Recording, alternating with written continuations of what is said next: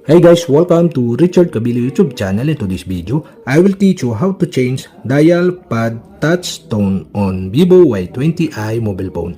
And okay guys, but before we start, kindly subscribe to my YouTube channel by pressing the subscribe button and the bell to notify you if I have new videos. Okay guys, let's start. So okay guys, you'll have to do is go to setting in your ViVO Y20i mobile phone. In settings, scroll down and go to sounds and vibration.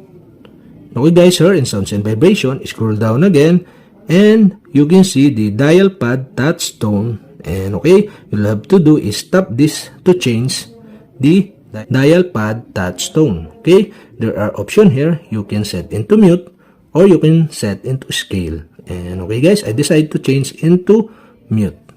And okay guys, that's it. Okay, we have successfully changed the dial pad touch tone on my ViVO Y20i mobile phone. And okay guys, if you have a question, kindly comment below. And don't forget to hit the subscribe button and the bell to notify you if I have new videos. Okay guys, thank you for watching.